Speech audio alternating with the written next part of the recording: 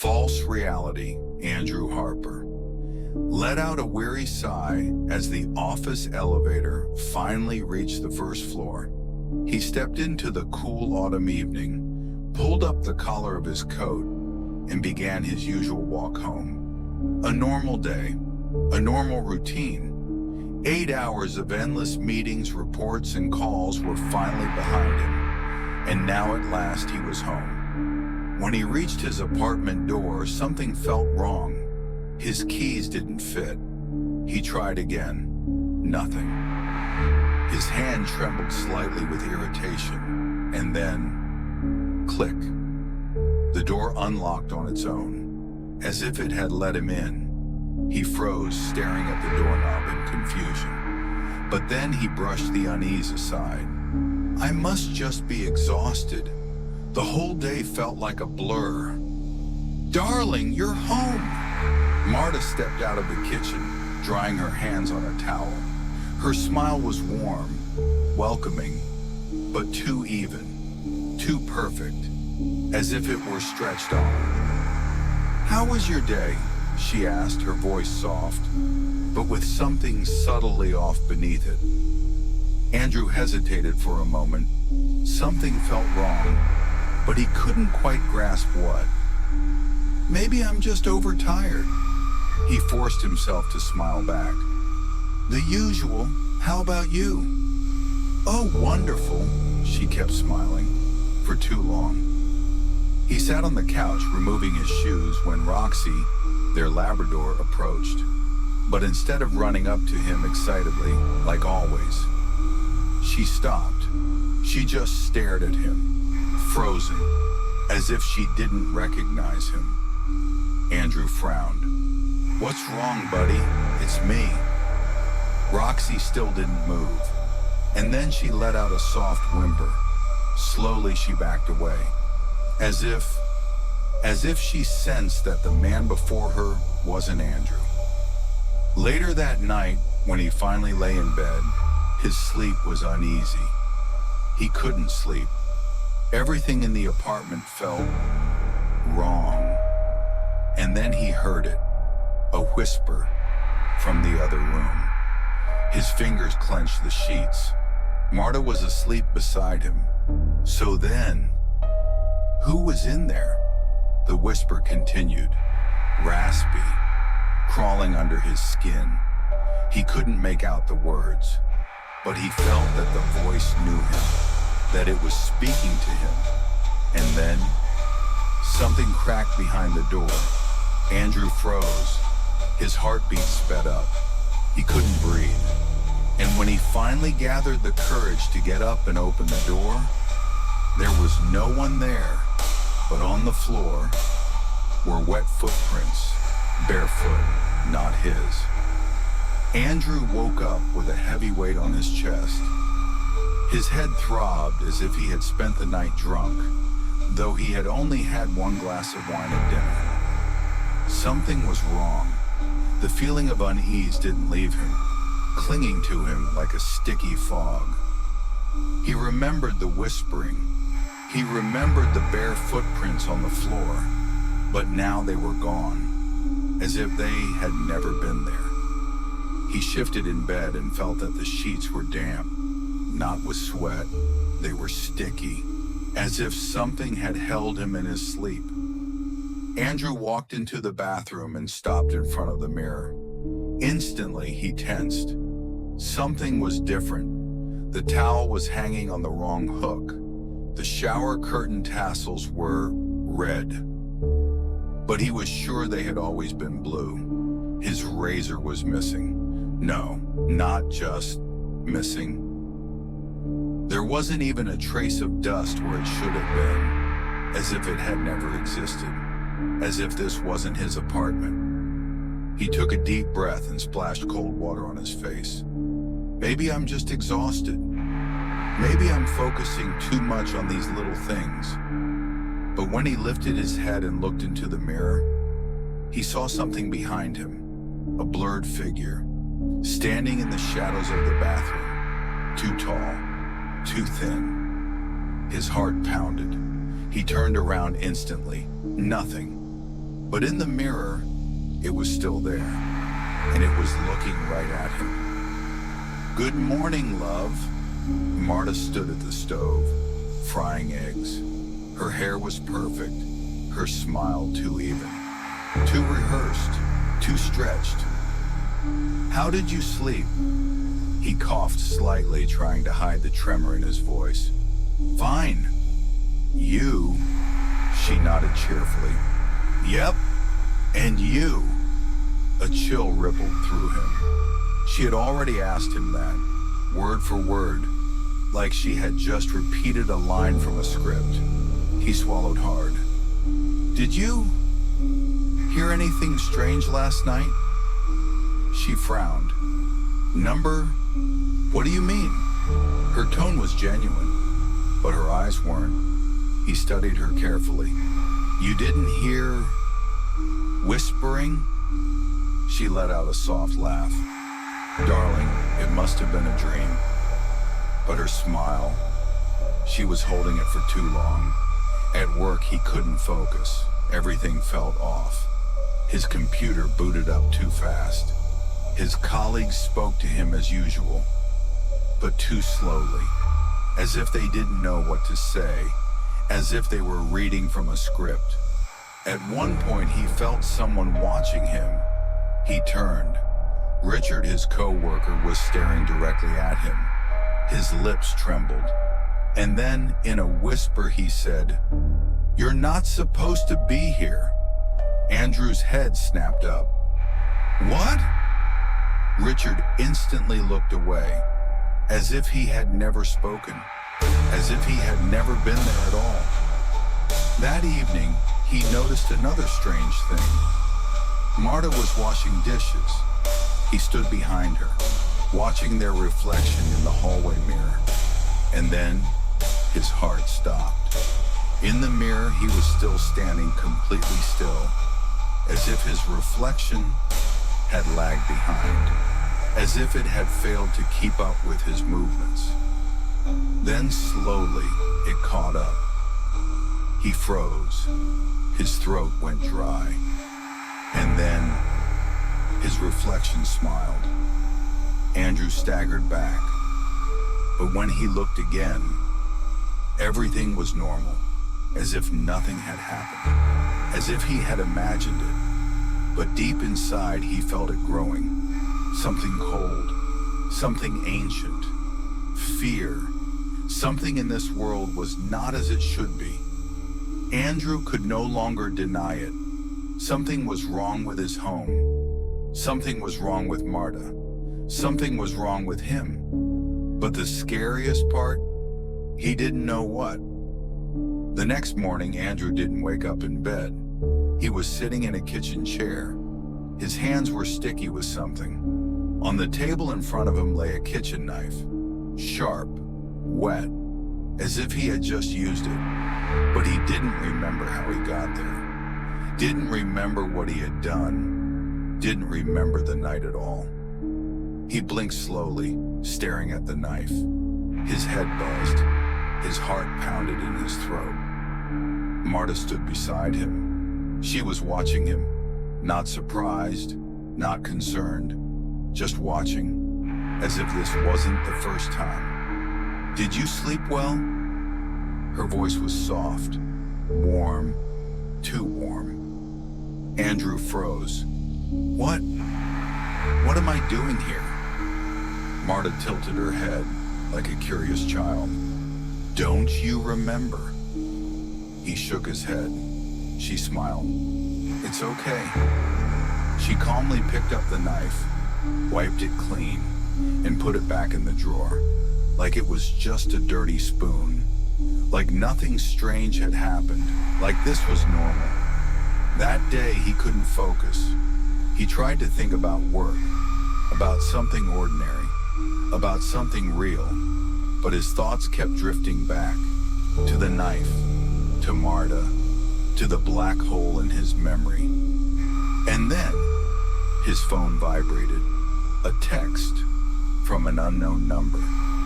"They know you're not real." Andrew froze. Who was this? What were they talking about? He didn't want to reply, but his fingers moved on their own. Who is this? The screen flickered. A new message. They're watching. Don't speak to her. Run. Andrew was still trying to make sense of the text when he noticed it. Marta was sitting on the couch scrolling through her phone, but she wasn't blinking at all. Her fingers moved across the screen, but her eyes stayed open, frozen, as if she wasn't reading, as if she was just pretending, as if she knew he was watching. A tight knot of dread formed in his chest. This is impossible. I'm losing my mind. He blinked, and in that exact moment, Marta blinked too, at the same time, like his reflection. Later, when he had almost convinced himself it was just his imagination, he saw another crack in reality. He was walking past the hallway mirror. Marta stood beside him, but in the reflection, she wasn't moving. Her reflection lagged, half a second behind, as if it was struggling to keep up, as if it was waiting to make sure he wouldn't notice. That night he got out of bed. He didn't know why. His feet just moved on their own. He stopped in front of a door, a basement door. A basement? But their apartment didn't have a basement. There was only a solid wall, but now there was a door, and behind it, a muffled moan. He listened. The sound was low, distant, almost human, like someone was calling to him, like someone was down there, waiting for him, breathing. Andrew placed his hand on the doorknob, and then Marta's voice. Are you looking for something, darling? He froze. She was standing right behind him, and her shadow was longer than it should be. Andrew froze. Marta stood right behind him. He hadn't heard her approach. She was just there, too close, too quiet. Her shadow spilled across the floor, stretching as if her body was taller than it should be. Are you looking for something, darling? Her voice was soft, calm, too calm, as if she already knew what he was going to say, as if she had been waiting for it. Andrew pulled his hand away from the doorknob. No, I just thought I heard something. He turned to face her. She smiled. You must be tired. She kept smiling, for too long, as if she didn't know when to stop. Andrew glanced back at the door, the basement. But where did it come from? There had never been a basement in their apartment, but now it was there. And Marta wasn't surprised by its existence. Not for a second. He took a deep breath, stepped back. You're right, I must be overtired. Marta nodded. Let's go to bed, love. Everything's fine. She took his hand. Her fingers were colder than usual. That night he couldn't sleep. A rustling, a scratching. It came from beneath the floor, from the basement. It's just my imagination. It's just my imagination. It's just my imagination. But the sounds grew louder, and then he heard it. A voice, muffled, weak. Help! Me? Andrew sat up sharply. His chest tightened. The voice, it sounded like his own. He turned to look at Marta. She was asleep, or pretending to be. He got up, quietly, very quietly. He walked to the basement door. It was still there. He hadn't imagined it. It was real. He reached out and touched the handle. It was warm, as if someone had just been holding it. He slowly turned the knob. The door creaked open. A rush of cold, damp air spilled out. Moldavian rot, Something decayed, but there was someone down there. "Help me," the voice whispered again. The same voice, his voice. Andrew looked down. The walls of the basement were covered in claw marks. Someone had tried to get out. A long time ago. He stepped forward, and at that moment, Marta spoke. "You shouldn't go down there, love." Andrew turned around. Marta stood in the doorway. She didn't look sleepy. She looked like she had been waiting for this moment, like she knew he would go down there, like she had been watching him all along. Andrew clenched his jaw. "Who's down there, Marta?" She didn't blink. "No one. Close the door and come to bed." But Andrew didn't believe her anymore. He turned and stepped into the darkness. It swallowed him whole. The basement was deeper than it looked. The walls were covered in carvings, scratched, etched. He ran his fingers over them, and then he saw it. A name. His name. Andrew Harper. "I am still alive." A wave of cold dread crashed over him, like someone had just touched his shoulder. He slowly turned around and saw himself. Andrew froze. Marta had changed. Her body twisted like a broken doll. Bones cracked, stretching beneath her skin. Her lips tore apart into a gruesome grin, revealing too many teeth. Her eyes were no longer human. Now they were empty, like a predator that had finally caught its prey. Andrew took a step back. He couldn't breathe. This wasn't Marta. She had never been Marta. "You've been searching for the truth too long, darling. Now you'll finally see it." She lunged forward, her arms stretched unnaturally. Fingers with claws reached for him. "Run!" A voice from the darkness. His voice. The one chained in the corner screamed at the top of his lungs. "You're not like them. You can still escape." Andrew didn't hesitate. He bolted, up the stairs, into the hallway, out of the house. But she was faster, much faster. Cold fingers wrapped around his throat. He gasped, his lungs collapsing. There was no more air. "You weren't supposed to see this. You were supposed to live your role. But now we have to start all over again." She tightened her grip. His body arched. His eyes bulged.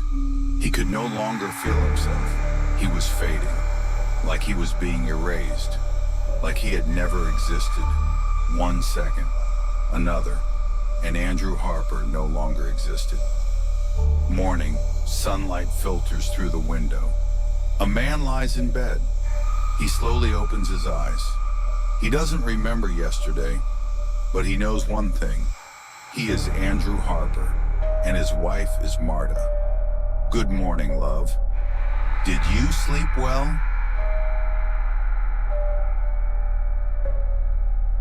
Living house. The Campbell family moved into their dream house. A spacious mansion on the outskirts of town, surrounded by dense forest, bought for an incredibly low price. The realtor was polite, but strangely tense. Neighbors avoided eye contact when they heard where the family was moving. But Tom just laughed. "Of course it's a house with history. Someone probably died here 100 years ago, and we got it for cheap." But Lisa felt a strange unease, like something in the air was just wrong. The first few days were peaceful. Lisa unpacked the dishes. The kids played in the attic, sorting through boxes. The house was old but warm.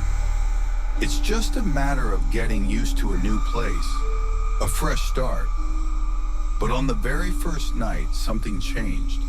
At 3 a.m., Lisa woke up to a soft rustling sound. It was quiet, almost gentle, like a whisper. She froze, listening. A voice came from inside the wall. software faded, almost impossible to make out. "Mom?" Lisa shuddered. It was Sophia's voice, but Sophia was asleep right next to her. Her heart pounded. The whisper came again. "Mom, I'm scared." Lisa shot upright in bed. The sound was coming directly from the wall. She touched the plaster with trembling fingers. Cold. And then the whisper stopped, as if it had noticed her. She shook Tom awake. "Do you hear that?" He groaned, barely opening his eyes. "You're imagining things. It's an old house, just the wind." And then he fell back asleep, but Lisa didn't. She lay awake, listening. The whisper didn't return. Not yet. The next day, Sophia refused to enter her room. "There's someone in there, Mom." "Don't be silly, sweetheart. It's just a new house." But even Michael looked uneasy. "You know what's weird." "What?" He ran a finger along the wall. "It's warm." Lisa pressed her palm to it, and he was right. The wall was warm. Days passed. The whispering continued. At first, barely noticeable, like breathing. But then, clearer, louder, like someone was whispering right into her ear. Lisa woke up in the middle of the night and heard voices behind the walls. She couldn't understand the words, but they were there. Tom started waking up drenched in sweat. Michael sat up in bed at night, staring at nothing. Sophia drew strange, dark figures on her bedroom walls. "They're my friends from the walls." One evening, Tom was alone in the house. Lisa took the kids to visit her mother. Tom didn't believe in ghosts, but the moment he was alone, he heard them. The whispers, louder than before, stronger, closer. Tom froze in the hallway. The sounds were coming from beneath the stairs. He moved forward, pressed his ear to the wall, and heard it. "Don't go. Don't leave us. You're one of us now." Tom staggered back. His heartbeat pounded in his ears, but he couldn't look away from the wall because it was breathing. That night, Lisa woke up to a horrible sound. The whispers had turned into wailing, like the walls were screaming. She ran to Tom, but he was already sitting up in bed, staring into the darkness. His lips were moving, whispering, but it wasn't his voice. Something else was speaking through him. Tom didn't move. Lisa stood in the darkness, staring at her husband sitting up in bed.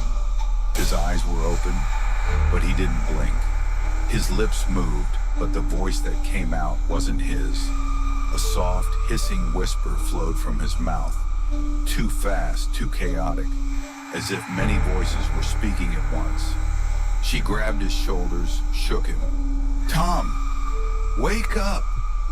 He jerked. His lips stopped moving. A second of silence. Then he gasped, like a man who had been drowning.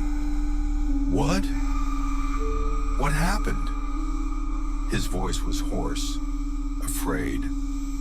Lisa trembled. You were whispering in your sleep." Tom frowned. I wasn't dreaming." The next morning, Lisa found Sophia sitting by the wall. The little girl had her ear pressed to the plaster, listening. "Sophie, what are you doing?" Sophia looked up with wide eyes. "They're telling me a bedtime story." Lisa felt a tight knot of fear form in her chest. She snatched her daughter's arm, pulling her away from the wall. "Sophia, there's no one there." Sophia stared at her, serious, unblinking. "You're just not listening carefully." Michael was changing too. He became quiet, nervous. One day, Lisa caught him writing something on the wall with a pencil. She stepped closer. The words etched into the plaster sent a chill down her spine. "They're always here." Tom was determined to prove it was all in their heads, that there were no voices. He pressed his palm against the wall and froze. The plaster was warm, like skin, and the longer he kept his hand there, the more he felt it. A pulse, a rhythmic, steady beat beneath the surface. Tom ripped his hand away. His entire body broke out in a cold sweat.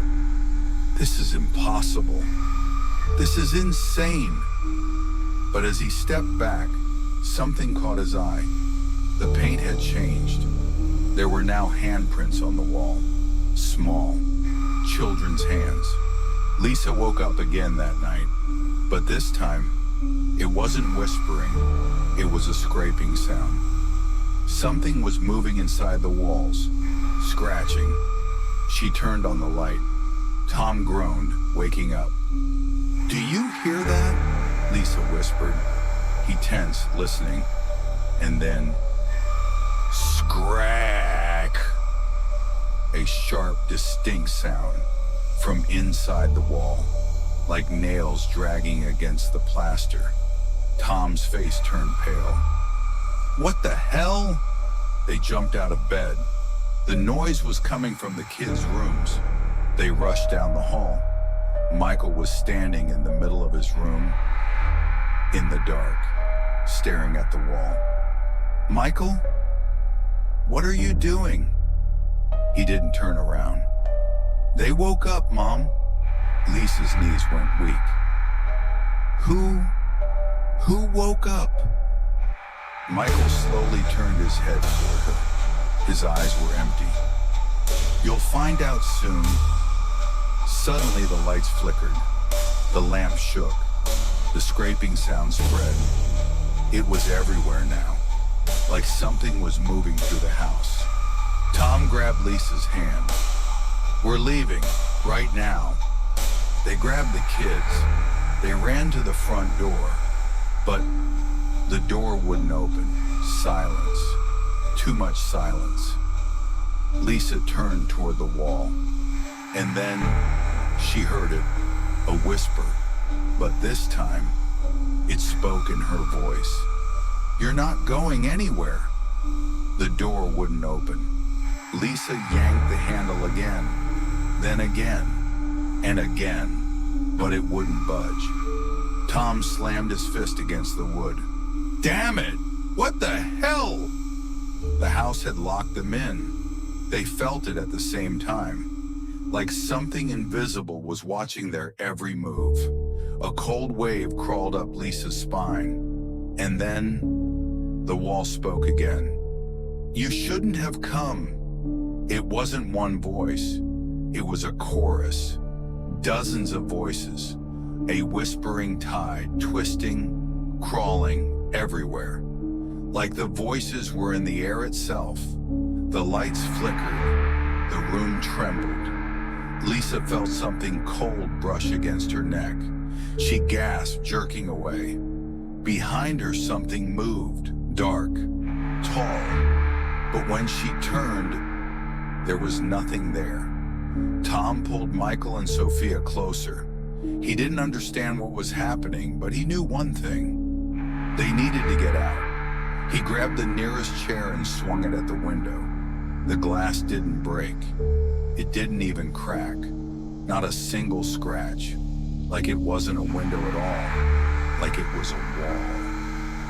Tom froze, staring at his reflection. It didn't move. Then, it smiled. Suddenly the house shook, like something inside shifted, realigned. The lights blinked, and then they weren't by the door anymore. They were in the living room. Lisa gasped. "What? How?" They didn't remember moving, like they had skipped forward in time. The TV turned on. A whisper seeped through the speakers. "You're here now. Here forever." Lisa clutched her head, but the voices didn't stop. They weren't outside anymore. They were inside her.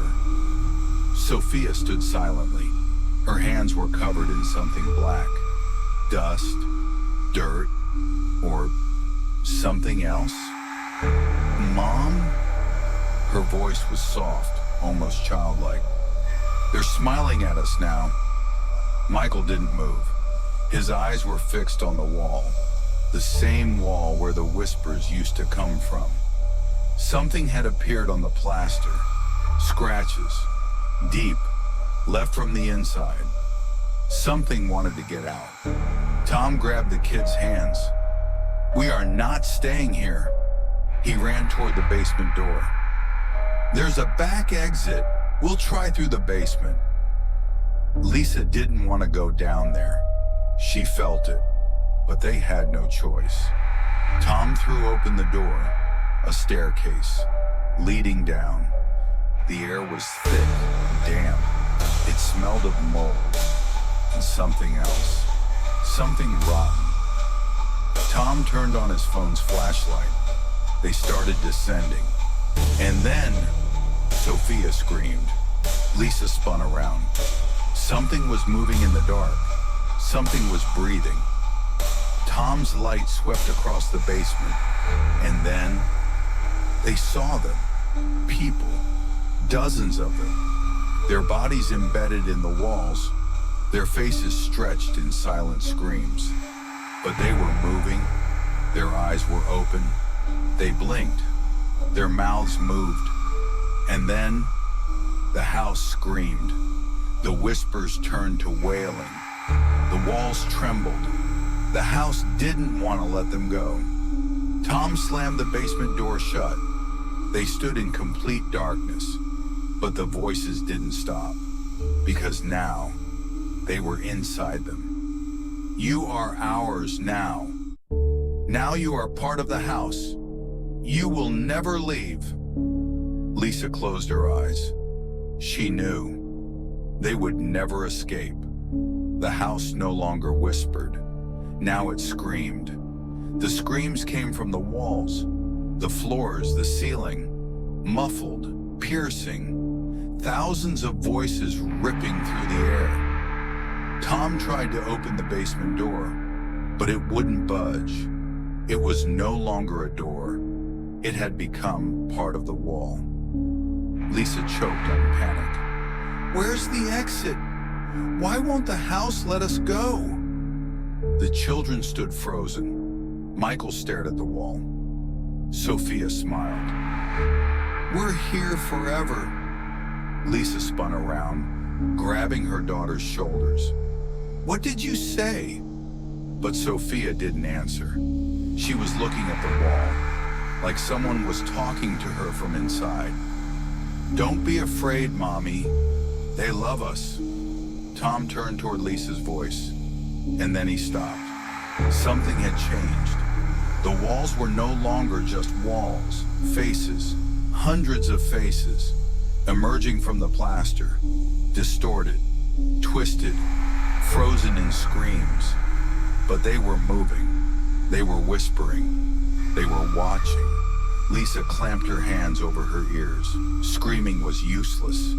The house swallowed every sound. She turned to Tom, but he was changing. His eyes turned glassy.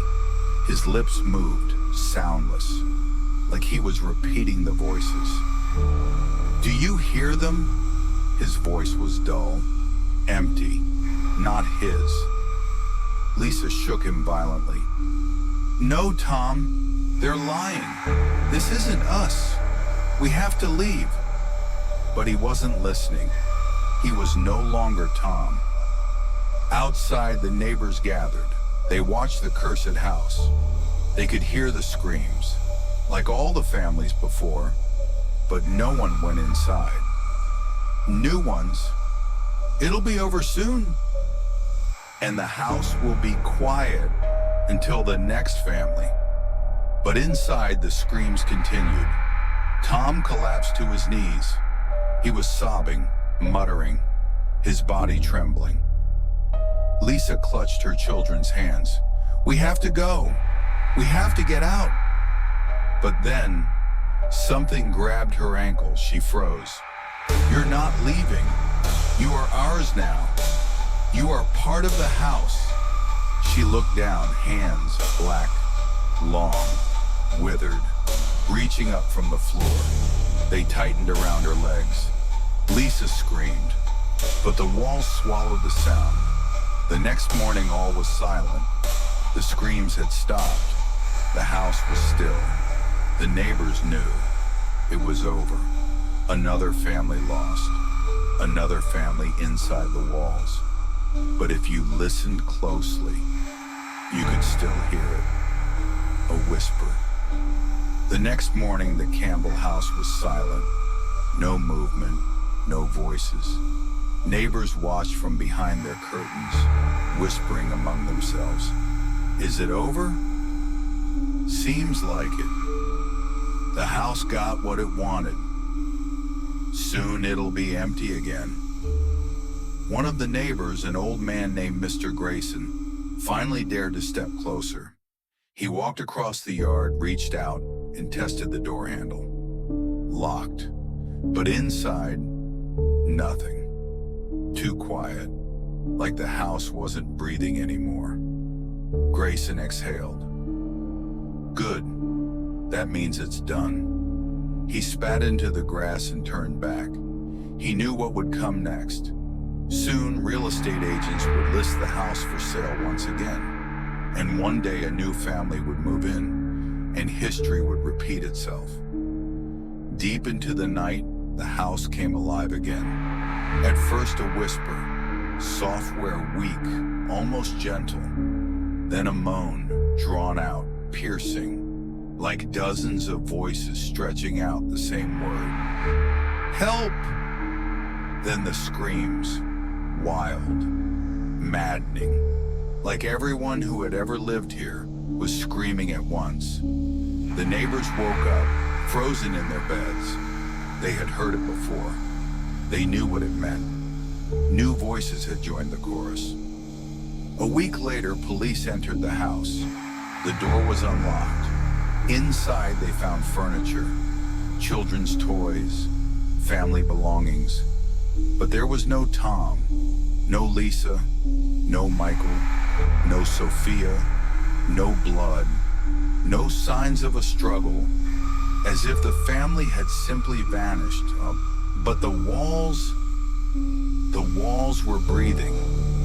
One of the officers, a young man named Jeremy Clarkson, lingered inside longer than the others.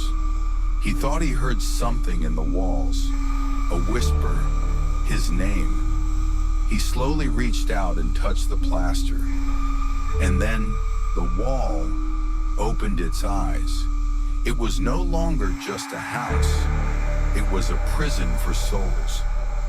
The voices of Tom, Lisa, Michael, and Sophia had now joined the eternal chorus. The house lived through them, and now it had a new name. Among the neighbors, they only called it one thing: the Howling House.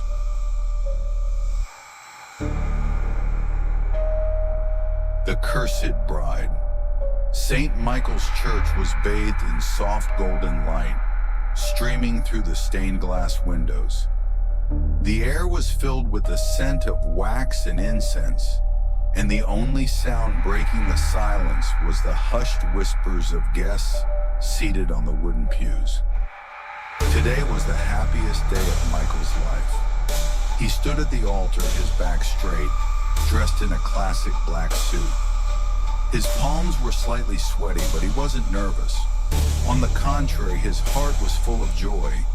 Soon Sophie would stand before him, his love, his future wife. The organ began to play and all heads turned toward the door. She appeared. Sophie walked down the aisle slowly, gracefully.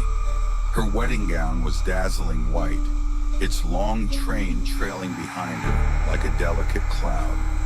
Her hair was styled in an elegant bun, and beneath the sheer veil, her face was radiant, refined, soft, with deep brown eyes. She looked at Michael with tenderness and love. He couldn't look away. She was perfect. When Sophie reached the altar, he took her hand. It was warm, alive, familiar. Father Gabriel, an elderly priest with a wrinkled face, looked at the couple. His gaze lingered on the bride for just a second, but he said nothing. The ceremony began. The priest recited prayers, his voice calm and solemn. The atmosphere in the church was one of sanctity, purity, and divine blessing. But at some point, Michael felt something strange, as if the air had thickened. A faint draft swept through the church, making the candles tremble. He glanced at the guests. No one seemed to notice. Sophie was smiling. Her lips were soft, warm, but her eyes, for just a second, their color changed. Dark, almost black, with a crimson gleam. It lasted only a moment. Michael blinked, and everything was normal again. He told himself it was just his imagination. Father Gabriel continued, "Before God and these witnesses, let this union be sealed." He took 2 crowns, blessed them. The moment he placed the crown on Sophie's head, the candles flickered violently. One of them went out. The guests shuddered, but the priest, hiding his unease, quickly crossed himself and carried on. "So be it." At that moment, Michael heard something he shouldn't have. A quiet whisper, indistinct, as if someone was speaking in an ancient language right behind him. He turned, but there was no one there. Was it just the tension of the wedding? He shrugged and smiled. "You are now my wife, Sophie. And you are my husband, Michael," she whispered, squeezing his fingers just a little too tightly. She looked at him in a way she never had before. Opulent decor, intricate ceiling moldings, a grand bed draped in crimson sheets. Sophie was breathtaking. She stood by the window, dressed in nothing but a delicate lace slip, her long hair cascading over her shoulders. Michael approached from behind, wrapping his arms around her waist, pressing his lips to her neck. Her skin was hot, a little warmer than usual, but he didn't notice. Her breathing quickened. She turned to him, her lips hungry, demanding. They fell onto the bed, tangled in kisses. She was insatiable. Michael was entranced. Every movement, every curve of her body ignited something inside him like never before. She scratched his back, leaving deep crimson trails. She bit him. She demanded. And in the moment they both reached their peak, he heard it, the whisper. His eyes snapped open. In the darkness of the suite, he saw their reflection in the mirror. But something was wrong. Sophie wasn't the same. Her face, her lips were stretched into an unnatural grin. Her eyes gleamed with a crimson glow. Her nails were longer than they should be. She was watching him through the mirror, and she whispered, "I want more, Michael. So much more." That night he woke to a strange sensation, as if someone was caressing his chest. He opened his eyes. Sophie was awake. She sat beside him, staring. "You want it too, don't you?" Her voice was lower than usual. She traced her fingers over his lips, slid them downward, tightened her grip around his wrists. He tried to move, but he couldn't. His body wouldn't respond. Sophie's lips curled into a smile. "You will scream when I break you." And then her eyes turned completely black. The lake house was perfect. A small wooden cottage nestled deep in the forest stood right at the edge of the dark water. It was quiet, secluded. Only the rustling leaves and the occasional ripple of the lake reminded them of the outside world. The perfect place for newlyweds. for Michael and Sophie. He was happy. It felt like a fairy tale. A beautiful wife, romance, days filled with passion. But from the very first night, he realized Sophie had changed. That night, Michael woke up to a scream. It was Sophie. She lay naked on the bed, her back arched in a violent spasm, her mouth wide open, strange guttural sounds pouring from her throat. She was speaking in her sleep, but not in English. The words sounded like an incantation, a prayer to something ancient. Ego sum carnis tua. Ego sum sanguis tuus. Sex with her was incredible. She was insatiable. Every night, sometimes multiple times a day, she took him, demanded him, pulled him, scratched him. At first, Michael was thrilled, the first few days, but then she became more aggressive. Her kisses became harder. Her teeth sank into his lips until they bled. Her nails left deep crimson trails across his back. "I want you to hurt me, Michael," she whispered, gripping his hands. "How?" "Just do it." He did. She moaned from the pain, but in her eyes there was something wrong, something inhuman. Her gaze burned through him, like a predator, as if she wasn't making love to him, as if she was hunting him. By the 5th day of their honeymoon, Michael felt exhausted. He couldn't recover properly. His body felt drained. "Babe, maybe we should take a break," he asked awkwardly. Sophie froze. For a split second, her face twisted. Then she smiled. "Of course, love. I love you so much. I want you always." She dragged her nails down his neck, leaving red marks. "You won't deny me, will you?" Her voice was soft, but there was a warning in it, a feeling of danger. Michael forced a smile. "Of course not." Deep, distorted, inhuman. She was gasping. Michael felt pure horror. He shook her. "Sophie, hey babe, wake up!" Her eyes snapped open, completely black. And then she smiled. "I want you." On the 7th day, Michael woke up in the middle of the night. Something felt wrong. He could feel breathing on his face. He opened his eyes. Sophie was sitting on top of him, naked, staring directly into his eyes. "I know you were sleeping." Her voice was different, low, dead. He swallowed.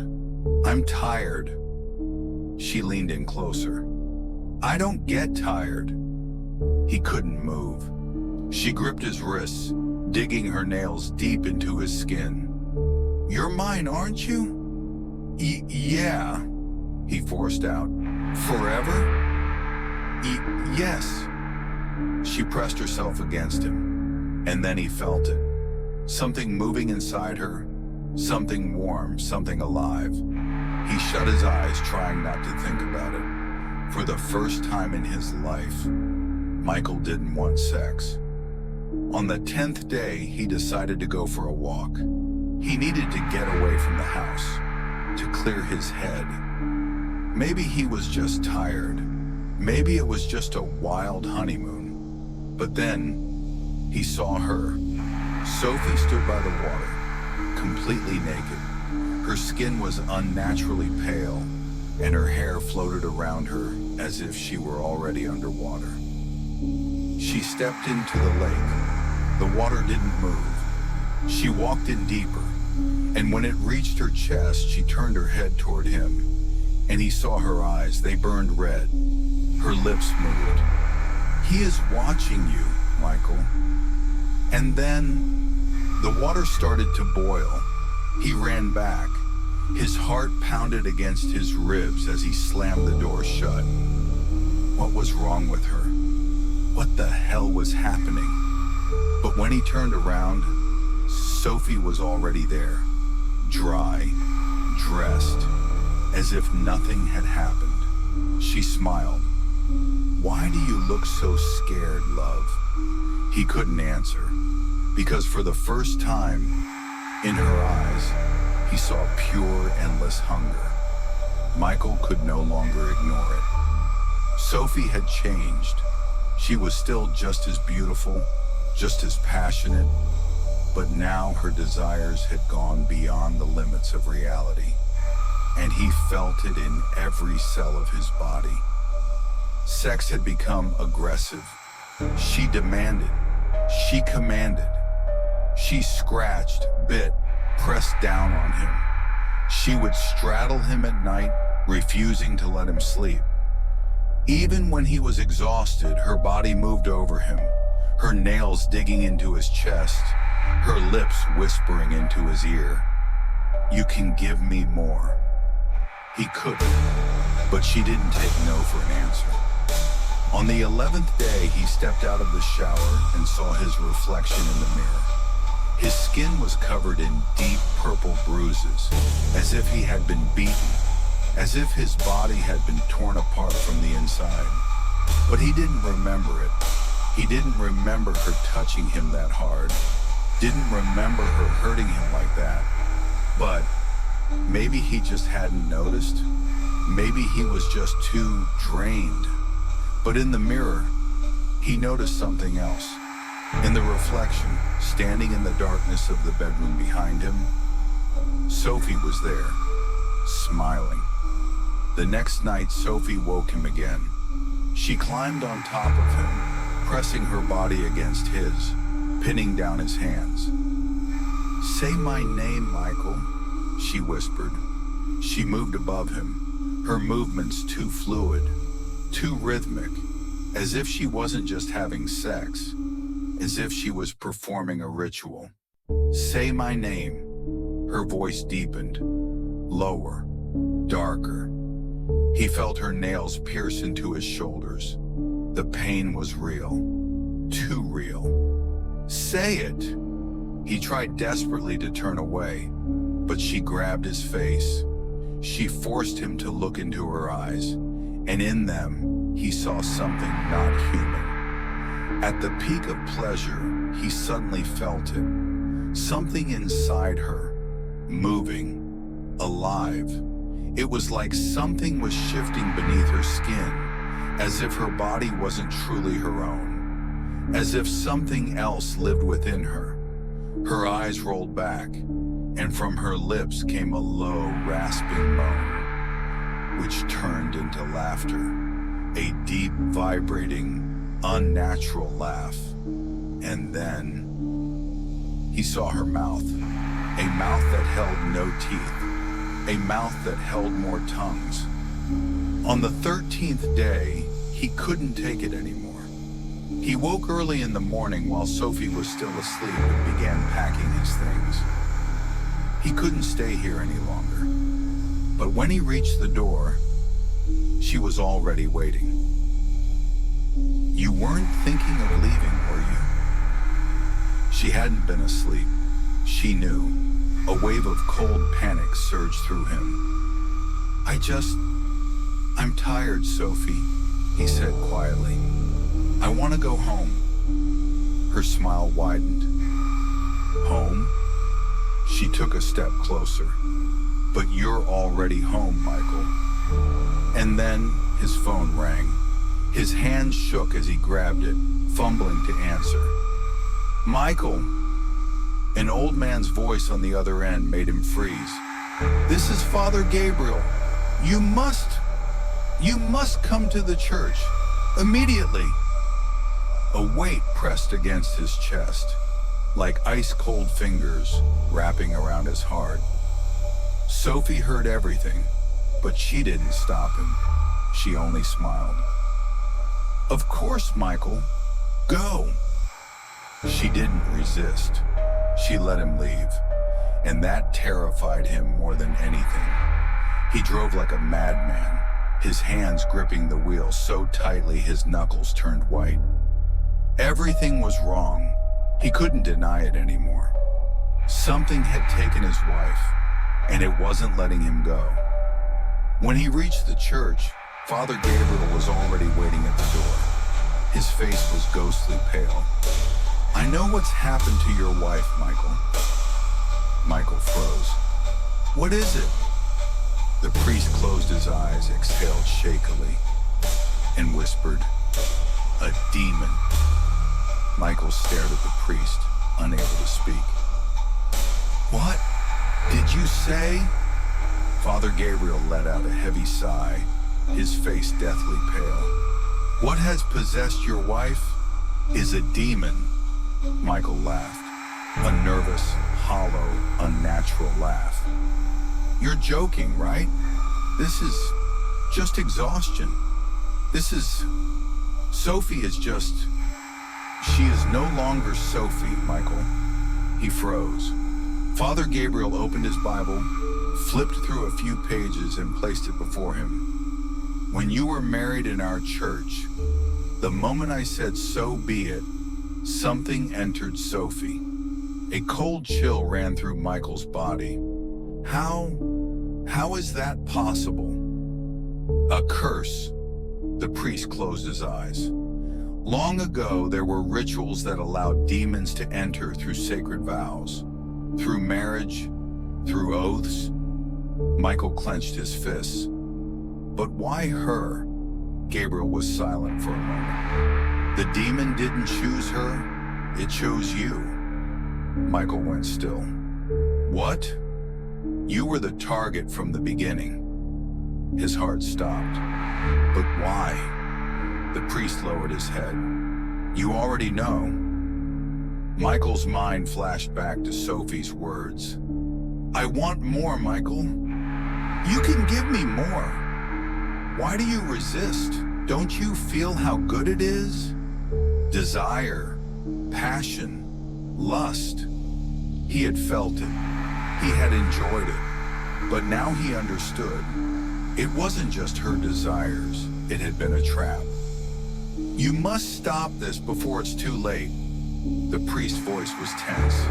"You must not sleep with her again." Michael swallowed. "Why?" "Because at the moment of climax, the demon will fully possess you." A cold dread washed over him. "What do I do?" The priest placed a firm hand on his shoulder. "Do not look into her eyes during sex. Do not say her name in that moment. And most importantly, do not let her inside you." Michael shuddered. "What do you mean, let her inside?" The priest fell silent, and then, in a whisper, he said, "You'll know when it happens." Michael arrived at the lake house after midnight. He expected her to be angry, to attack him, to try and stop him. But she was waiting in the bedroom, naked, lying on the bed. Her long hair cascaded over her shoulders, her eyes burning in the dim light. "You took so long." She reached out to him. "I was waiting for you." He froze at the doorway. He didn't know what to do. He didn't know how to resist. His body, it wanted her. She rose from the bed and walked toward him. Her breath was warm, her arms wrapped around his neck. "You want me, don't you, Michael?" He didn't answer. He felt her hunger, her desire. He closed his eyes as she pressed against him, and then she whispered in his ear, "I know you spoke to the priest." His eyes snapped open. He stumbled back, but she didn't stop. She gripped his wrists, her nails digging into his skin. "But it doesn't matter anymore," she smiled, "because you're already mine." His wife stood before him, naked, magnificent, desirable, and terrifying. "You're already mine, Michael." Her voice, it echoed inside his head, pulling him deeper, dragging him into a dark abyss from which he would never escape. He had to leave. Now he took a sharp step back, but her fingers tightened around his wrist. She was stronger than she should be. "You were going to leave, weren't you?" She pulled him closer, guiding him toward the bed. "You spoke to the priest, but can he give you what I give you?" She was smiling, but it wasn't a human smile. It was the smile of a predator. "You love me, don't you, Michael?" Her fingers slid across his chest. He could feel her trembling with excitement. "Stay." He knew if he stayed, he would die, but he couldn't resist. She straddled him, pushing him onto the edge of the bed. "Look at me, Michael." His eyelids trembled. He couldn't look. He shouldn't, but he did. Her eyes were endless, fire red, pulsating, and he sank into them. "Now you're mine, forever." Something cold touched his spine, like invisible fingers tracing down his back. His body felt heavier. It no longer belonged to him. It belonged to her. Sophie moaned, kissing his chest, his neck moving downward. But this wasn't sex. This was a sacrifice. He shut his eyes, feeling her body tighten around him. But it wasn't her. It was something else. Something dark, faceless, ravenous. He felt her nails dig deeper. His skin split open. Blood dripped down. He gasped but couldn't move. She pried his lips apart, shoving her tongue deep inside, until he was choking, until he couldn't breathe. He felt his bones give way. Her hands stretched him, twisting his joints. "You belong to me." His body convulsed in agony, but he couldn't scream. She sealed his mouth. She was filling him. She was taking him entirely. In his final moment, he saw the reflection in the mirror. He was no longer human. He was just a hollow shell. And Sophie was gone. Hovering over him was something else. Something with wings, with long skeletal fingers, with thousands of bottomless eyes, with thousands of open mouths filled with writhing tongues. "Now you are part of me." The next morning, the police found the house empty, blood everywhere, but no body, no one. Only the mirror remained. Etched into the glass, scratched by long, jagged claws, was a single message. The hunger is not yet satisfied. Darkness consumed him. He could no longer feel his body. He was sinking into an endless void, filled with whispers, moans, dying screams. "You belong to me, Michael." Sophie's voice now came from every direction at once. Multi-voiced, raspy, sweet. "You will never escape." He felt the touches. Warm, wet, sticky. They wrapped around him, caressed him, squeezed him, drained him. This wasn't sex. This was something ancient, primal, monstrous. This was consumption, the consumption of his soul. The police searched for Michael for 3 weeks. They found nothing.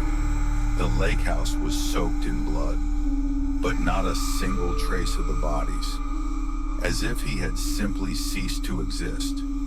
His parents begged the investigators to keep looking, but there was no one left to find. Sophie was gone too, as if she had never existed. A year passed.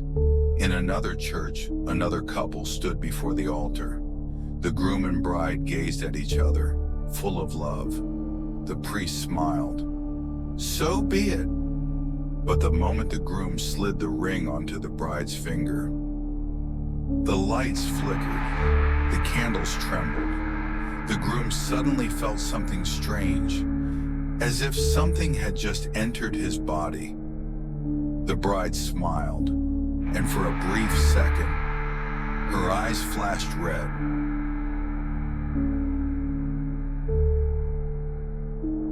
bright. The school buzzed like a living organism.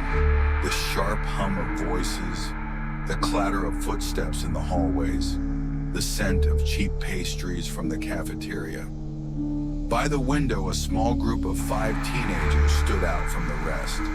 Zach, Emma, Lily, Noah, and Toby. Zach was tall and lanky, with perpetually messy dark hair and a piercing gaze. He was fascinated by anything that sent chills down the spine. Occultism, otherworldly realms, ancient curses. And today he had brought something special. "I found this in my grandpa's library," he said, placing a worn leather-bound book with yellowed pages on the table. Emma, his peer, barely held back a smirk. She didn't believe in ghosts or demons, but the mere thought of a nighttime adventure thrilled her. Unlike her, Lily, a petite blonde with enormous blue eyes, was already biting her lip. She hated horror stories, but was even more afraid of being called a coward. "And what is this?" Noah, the tallest and most athletic of the group, turned the book over skeptically. "A bunch of spells for lunatics?" Zach smirked. A tattered leather book lay on the table before them, its pages yellowed, the text written in Latin and Old English. Zach ran his finger along the script, muttering under his breath. "I found this in my grandpa's library," he began. "This book is a manual for communicating with spirits. It was used by monks in the Middle Ages. But the church banned the ritual." Emma let out a skeptical chuckle. "Of course they did. Just like all those ridiculous witchcraft stories." "It's not that simple," Zach ignored her tone. "This ritual opens a gateway to another world. Those who performed it claimed to hear voices. But sometimes the voices didn't just whisper, they took over." Lily shuddered. "So you're saying we'd be giving a spirit a chance to possess one of us?" "I'm saying we'll try it," Zach grinned. "Do you want to experience real fear?" Noah scoffed, but there was interest in his eyes. "All right, where are we doing this?" Zach leaned in, lowering his voice. "In the old gym. Half the school is closed for renovations, but we can sneak in." Toby swallowed nervously. And what if someone finds out?" "No one will," Zach assured. "The important thing is that we all told our parents we were sleeping over somewhere." By the evening, each of them had successfully deceived their parents. Emma told her mom she was staying at Lily's. Lily's parents worked late, and Lily told hers she was sleeping at Emma's. Zach and Toby said they were sleeping at Noah's, while Noah told his parents they were having a movie marathon at Zach's house. A perfectly planned scheme. None of the adults suspected that 5 teenagers were actually sneaking into an abandoned school. Zach stole a few old wax candles from his grandmother. Noah brought flashlights. Emma dragged along a sleeping bag, just in case they felt like lying down. Lily brought a bottle of soda and chips, saying, "If the ritual turns out to be boring, at least we'll have snacks." Toby took an old folding knife, for self-defense, as he put it. Once everything was set, they went home to wait for midnight. At exactly 11:45 p.m., the group met at the school's side entrance. The building loomed over them, a dark and silent mass. No lights, no open windows. "Are you sure this is a good idea?" Toby mumbled, pulling his hoodie tighter around himself. "It's too late to back out," Noah smirked. Zach lifted the frame of an old window he had checked earlier that day, and one by one, they climbed inside. The hallways were empty. The silence was suffocating. Their footsteps echoed as they carefully moved across the dusty tiles. "I hate this place," Lily whispered. The gym was colder than the rest of the school. Mold, cracked wooden planks, the scent of aged wood. Zach pulled out the book. "Let's begin." They arranged the candles, placing them in the shape of a circle. Emma took out a piece of chalk. "What are we drawing?" Zach flipped through a few pages. A symbol of connection to the other side. The dusty gym floor was now decorated with an intricate pattern, stretching deep into the center. Lily eyed the circle warily. "And if it actually works, then we'll see something we've never seen before," Zach smirked. The darkness in the gym felt too thick, as if it were pressing in from the corners, ready to swallow them whole. 5 candles burned steadily, illuminating the circle they had drawn with old chalk. The symbols, twisted into intricate patterns, looked eerily real. Lily kept glancing at the door, as if she wanted to run, but something held her in place. Zach held the ancient book in his hands. The dim candlelight reflected in his eyes, making them both commanding and unsettling. He carefully turned the yellowed pages, whispering unfamiliar words under his breath. His voice, deep and slightly trembling, sent a shiver down everyone's spine. The school gym was cloaked in darkness, lit only by the flickering candle flames. "Are you ready?" Zach asked quietly. Emma sighed, pressed her lips together, and nodded. Noah shrugged. "I think this will be hilarious," he said with a grin. Lily wrapped her arms around her knees, her eyes full of worry. "Maybe this is a bad idea," she whispered. "It's too late to doubt now," Zach said.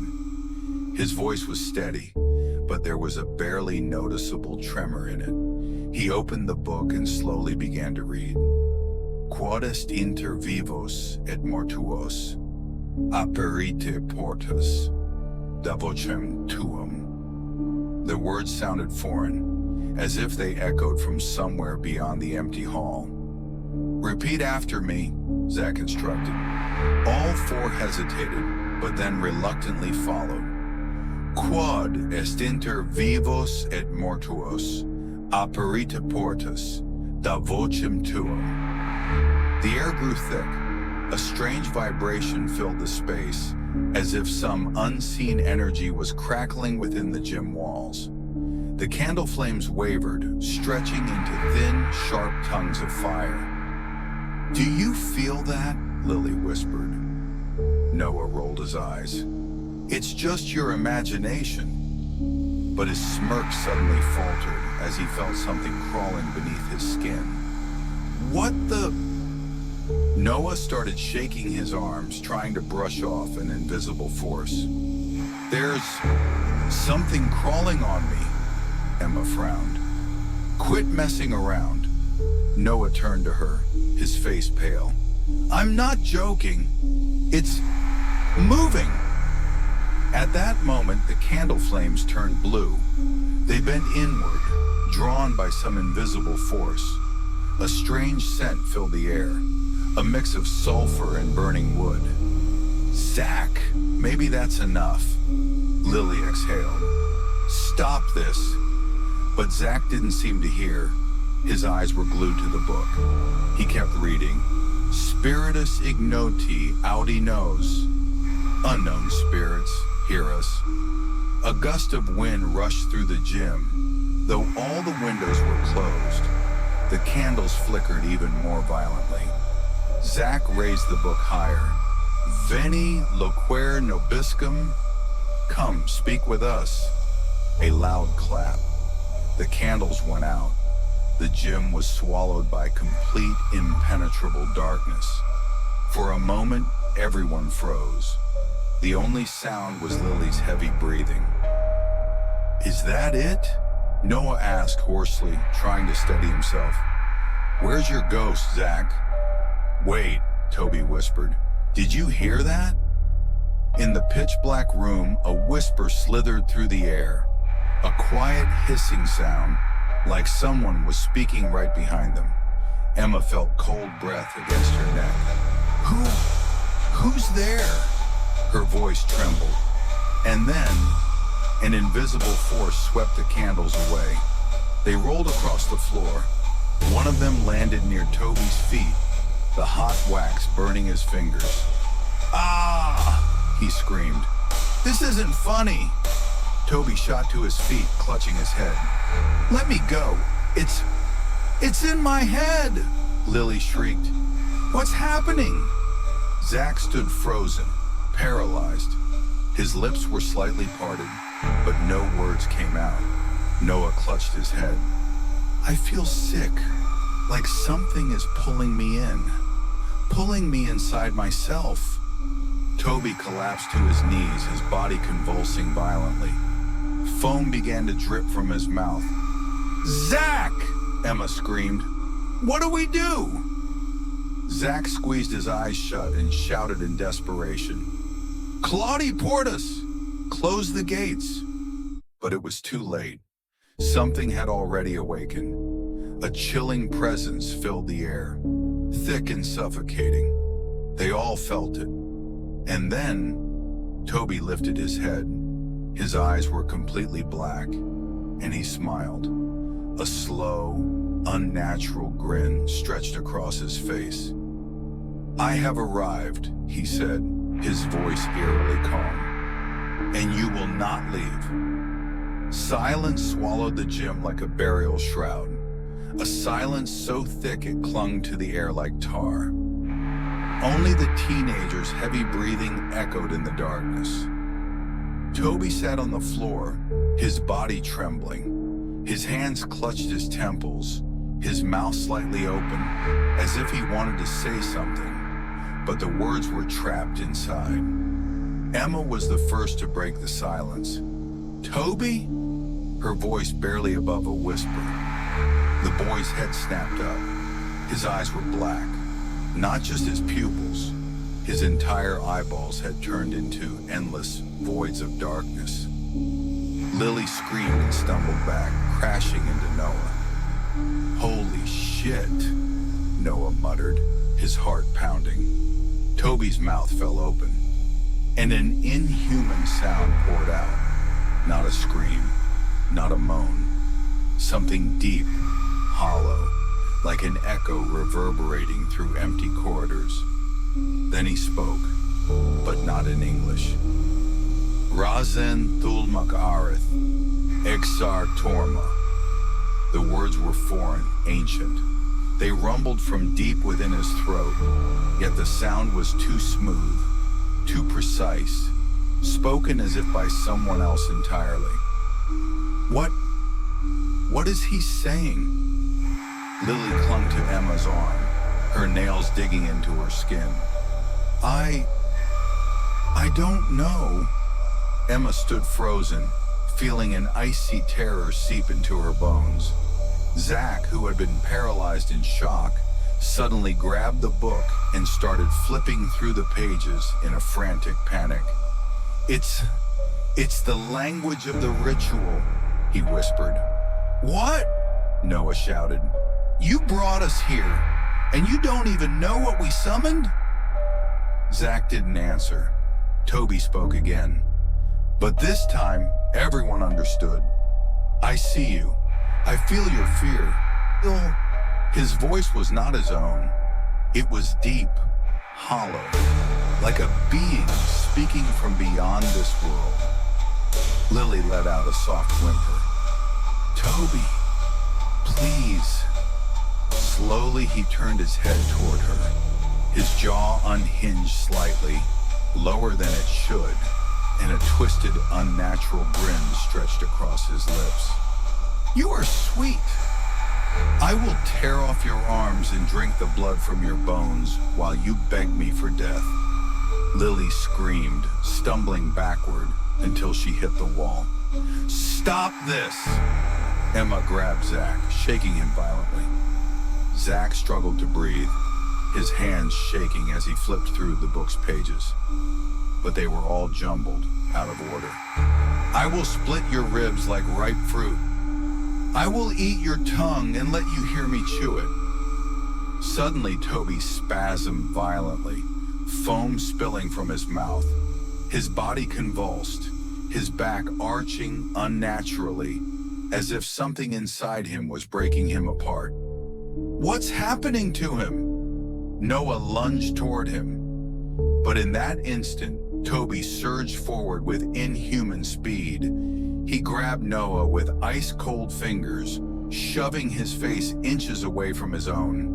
Noah could feel his breath, rancid, hot like rotting meat. Fight me. I want you to fight. And then Toby vanished, simply disappeared from the circle. Everyone froze. Lily turned, peering into the gym's darkness. And then the ceiling creaked. Emma slowly lifted her gaze and felt her stomach drop. Toby was running on the ceiling. His body had flipped upside down, crawling like a spider. His limbs twisted at unnatural angles, jerking forward in sudden, horrifying bursts. His head was turned backward, staring directly at them, grinning. Lily screamed again. Noah stumbled backward, dropping the flashlight. That's impossible, he yelled. Toby suddenly stopped. And then he lunged straight down at them. Toby crashed down like a sack of bones, landing right in the center of the circle. A loud crack. For a second, it looked as if his body had shattered, like a doll thrown from a great height. But then he moved. A low, grinding creak. His joints bent at unnatural angles, as if some unseen force was twisting his limbs, testing how far they could bend before they snapped. Crackling, crunching, tearing flesh. Slowly, Toby lifted his head. His lips were stretched into a grotesque grin, thick, bubbling saliva dripping from his chin. His eyes, they were black as ink, bottomless, like pits into the void. Lily let out a strangled whimper and stumbled backward, but she couldn't look away. Toby spoke, but it wasn't his voice. Hunger, ... I feel hunger. His neck twisted unnaturally, as if he no longer understood how to hold his head properly. He took a shuddering step forward. You are mine. You will not leave. He moved toward Lily. She scrambled back, tripped, and hit the wall hard. Toby dropped to all fours, his movements jerky, twitching. You will be the first, Lily screamed. Toby lunged. His hands latched onto her shoulders with a sickening squelch, pressing into her skin, down to the bone. She screamed, but he didn't stop. His mouth opened, too wide, his jaw dislocated, a sharp pop echoing in the gym as it stretched, revealing his throat, and something moving inside. I will tear out your tongue and chew it while you still hear the sound. Lily thrashed, clawing at his hands, scratching his face. But he felt like stone. The first drops of blood slid from his fingers. Then, his hand plunged into her stomach, the sound of ripping flesh. Lily let out a choked gasp, her back arching in a violent spasm. Toby pulled something out, something alive, something pulsing. Slowly he shoved it into his mouth. Crunch. He chewed. Noah screamed and lunged at him, but Toby swung his arm with monstrous force, sending him flying across the gym. Bones snapped. A dull thud. Noah hit the floor, writhing in agony. Emma couldn't breathe. She saw Lily's body twitching, convulsing, while Toby chewed her insides, blood dripping down his chin. Zach grabbed Emma's arm and yanked her back. We have to run. But where? There were no doors. They had disappeared. They were trapped. Toby lifted his head and swallowed slowly. His chest rose and fell, as if he was satisfied. Next, he turned toward Noah. Your lungs will be sweet. He leapt, a muffled scream. Blood splattered across the wooden floor. He tore into him with his bare hands. He ate him alive. Emma couldn't move. She watched as Noah stopped screaming, stopped breathing, and Toby was already turning toward them. Zach stumbled back, his hands shaking. Stop! Please! Toby ran a hand across his face, smearing blood. Please! He laughed, a deep, vibrating, dead laugh. You gave them to me! Now! You! He lunged forward. Zach didn't even have time to scream. Toby's hands plunged into his chest and tore it open. Blood splattered across Emma's face. She watched as Toby gripped Zach's heart in his hands, watched as he slowly brought it to his lips, and bit down. Crunch. Zach was gone. Only her. Alone. Emma couldn't breathe. Toby turned to her slowly. You're the last one. She backed into the wall, trembling, no longer trying to resist. But you are my prize. He reached for her, and in that moment, the gym doors burst open. A blinding light filled the room, and Emma screamed. The next morning, the police found her sitting in the corner of the gym, eyes wide open. The chalk circle was still there, but none of her friends were ever found. Only blood on the floor, and in the center of the gym, the book, closed. But now a new name had appeared on its cover. Emma. The following morning, the police arrived at the abandoned school after receiving an anonymous call. As the officers entered the gym, they were immediately hit by the overwhelming stench of rot and blood. Emma sat in the corner, curled up, her knees pressed to her chest. Her wide, unblinking eyes stared into nothing. Her lips were stained with dried blood. She didn't speak. She only rocked back and forth, whispering something too faint to hear. The room showed signs of a struggle. Deep claw marks gouged into the floor. Dark, sticky stains streaked the walls. But there were no bodies. No sign of Zach, Lily, Noah, or Toby. Only dried trails of blood leading from the center of the circle to the walls, and then vanishing, as if they had been pulled into the void.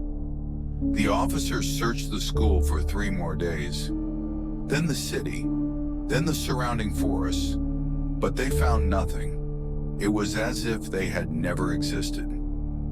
2 weeks later, Emma was taken to a psychiatric hospital. She didn't speak. She didn't sleep.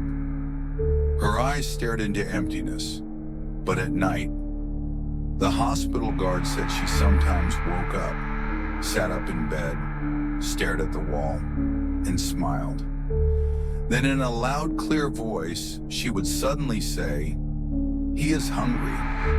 He wants more. Soon you will all be with him." And then, all the lights in her room would start flickering. The guard said that once in the mirror, he didn't see her reflection, but something else. Something with a gaping maw full of needle-like teeth. One of the detectives who worked the case couldn't sleep. He dreamed of the gym, dreamed of the circle, and the book that had disappeared. He swore he saw it in his house, on his nightstand. But when he turned on the light, it was gone. Only the faintest imprint of dust remained, as if something had just been taken away. A month after the ritual, a teenager went missing, then another, then 3 in 1 week, without a trace. And then, the officer who first found Emma in the gym received a text message, a photo.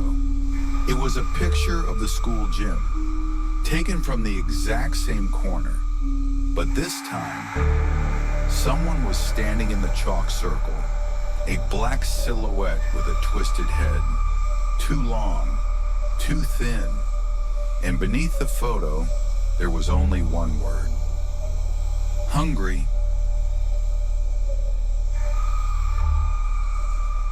The viewer, Max Gilmore, stretched wearily, checking his stream settings. The monitors cast a cold glow over the room, reflecting off the darkened window. Outside, the city was asleep, and once again, he was going live for hundreds of viewers. Tonight's stream topic: creepy urban legends. A typical evening, a typical chat conversation. But he was there, again. I'm watching. Max had noticed him weeks ago. That username was always the first to appear in the chat, before the stream even started. Never wrote, never donated, never missed a single stream, just watched. Max even joked about it on air. I feel like I'm in a horror movie where someone's stalking me. I'm watching. If you're human, say something. But there was never a reply, just silence, as if someone was truly just watching. Max finished reading a creepypasta and switched the scene to his webcam. And then, something weird happened. Instead of his usual video feed, the screen went black, as if the camera was on, but not showing him.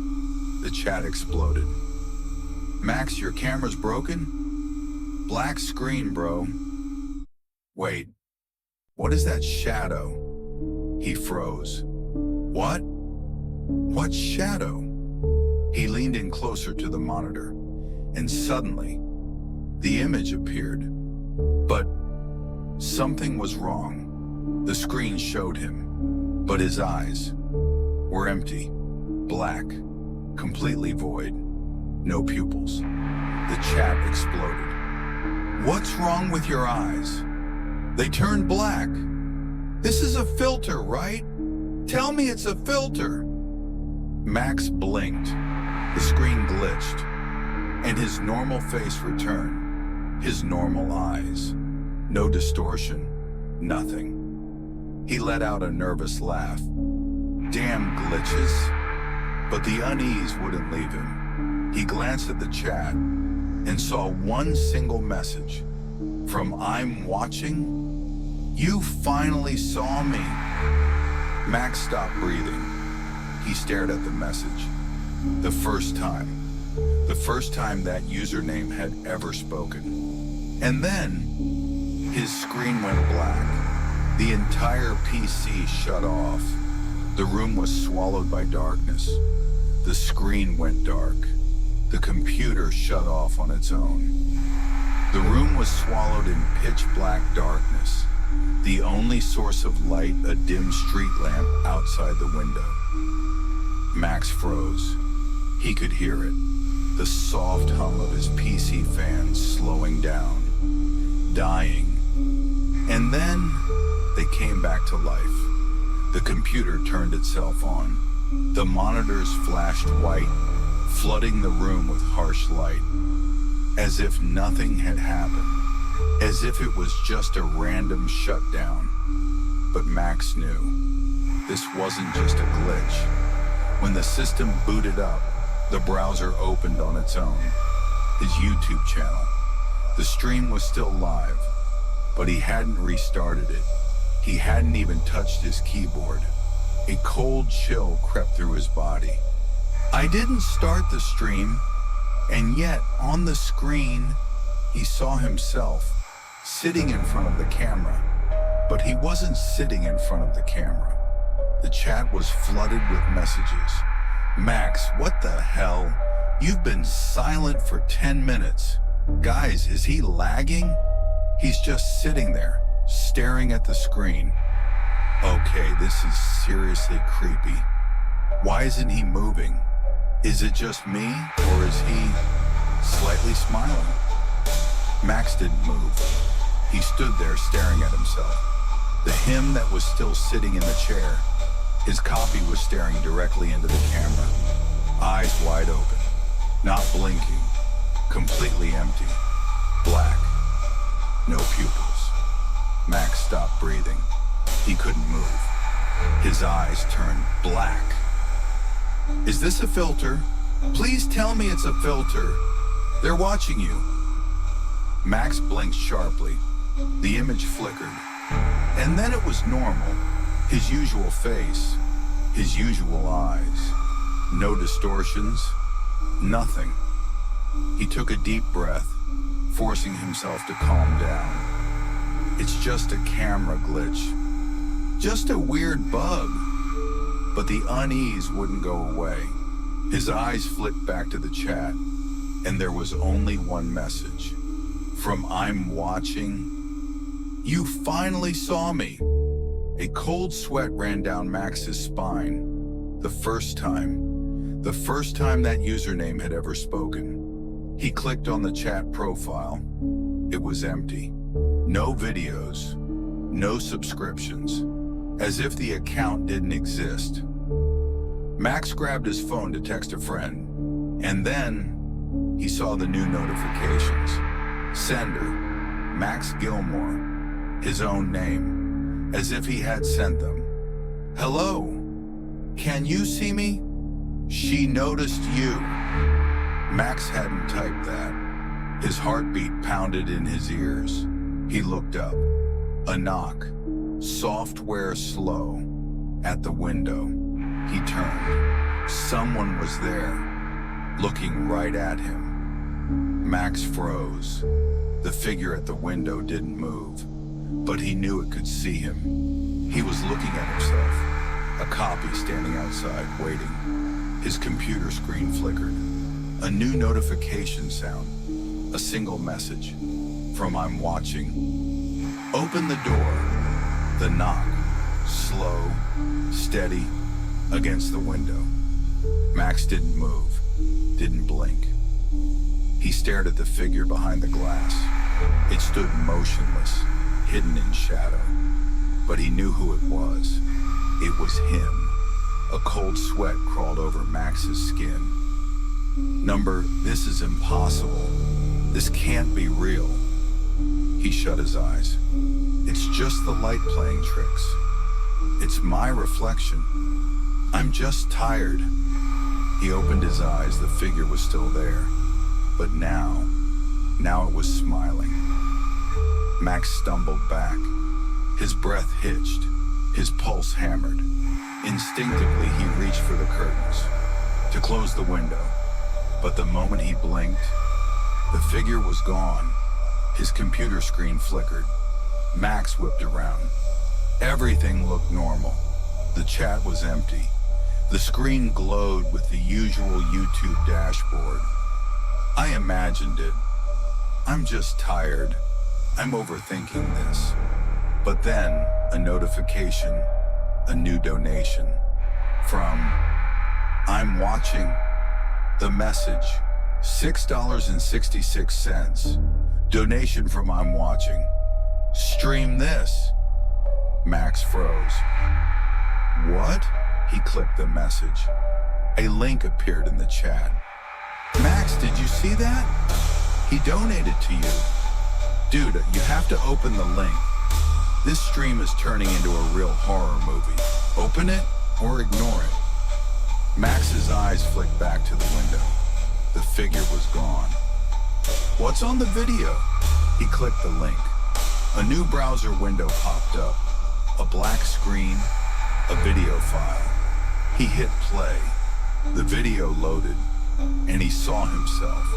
Max was sitting in front of a camera, But it wasn't his room. The walls were dark, scorched, the background blurred, like something moved in the shadows. And he wasn't blinking at all. His eyes were black, just like the figure outside. A tight knot of fear clenched in his stomach. He had no memory of ever recording this, but it was him, sitting, watching, waiting. The chat exploded. Bro, what the hell? Is that you? Max, this is seriously messed up. Turn it off. Stop watching. But Max couldn't look away. Deep down, he already knew. This wasn't a recording. This was a live stream. He stared into the eyes of his double, and for the first time, the double blinked. Slow, deliberate, like it was signaling him. Can you see me? The voice came from his speakers. His voice, but his lips never moved. The chat exploded. He said that, but his mouth didn't move. I've got chills. What is happening? Max, turn off the video. But he couldn't. He was hypnotized. A cold emptiness spread inside him, like something was draining his energy.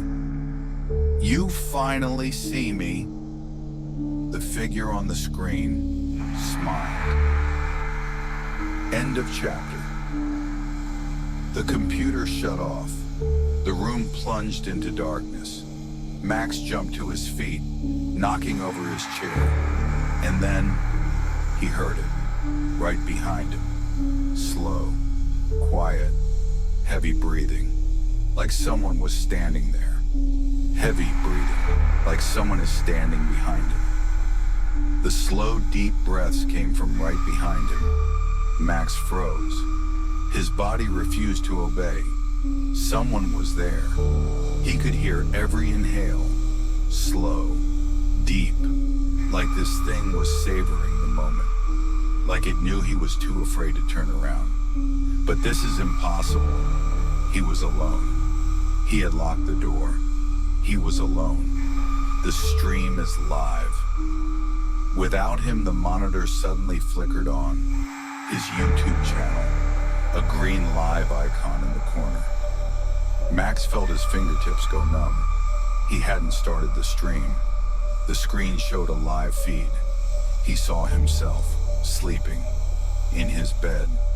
This isn't a recording. His eyes darted to the window.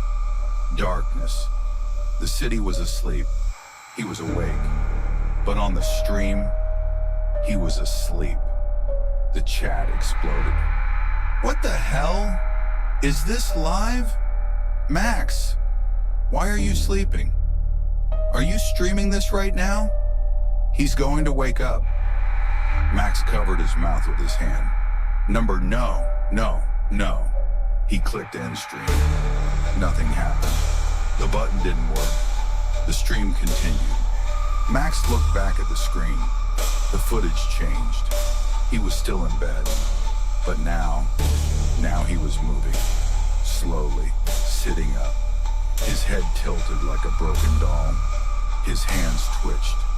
And then, his sleeping double turned his head directly toward the camera and smiled. Wait, he shouldn't have woken up like that. I can't watch this. What's wrong with his body? That's not Max. Max grabbed his phone to call someone, anyone, but his phone wouldn't turn on. The battery was dead, like everything connecting him to the outside world had been cut off. He jumped up from his chair. A knock from the bedroom. He's already there. Max rushed to the door. The lock. He checked the front door lock. Still locked, but he no longer felt safe inside. He felt like he was trapped. He looked at the screen again. The double in the stream was moving. He was already standing. His arms hung limp, like a broken mannequin. His movements were jerky. He was walking toward the camera.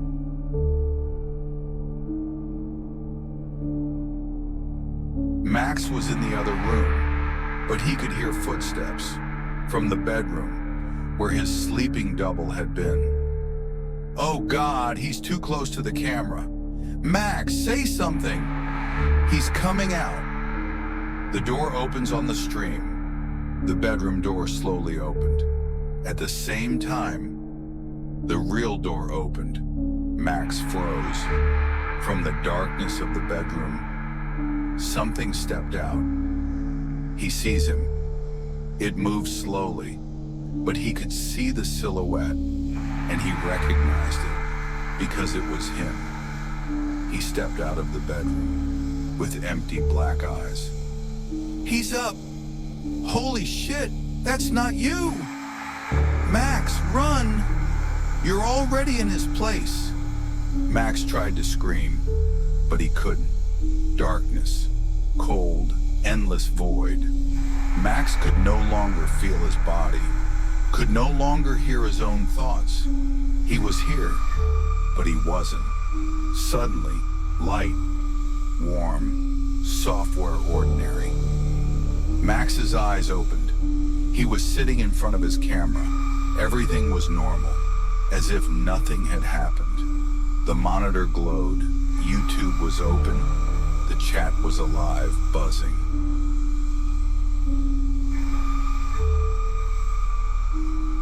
Max, are you okay?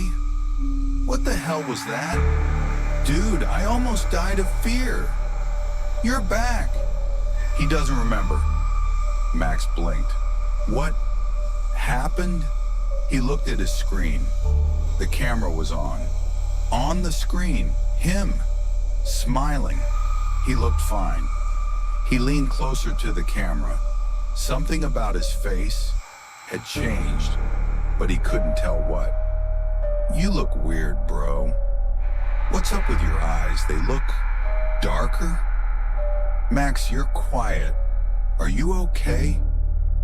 Out of the corner of his eye, Max saw movement in the mirror. He turned his head, but his reflection didn't move. His heart stopped. Slowly, he raised his hand. His reflection remained still. Why is your shadow moving differently? This is freaking me out. It's true. Max blinked. On the screen, he smiled, slowly. He didn't control it, but the smile was already on his face. Max? Say something. I'm watching. The stream continues. He keeps broadcasting, but he's not the same anymore.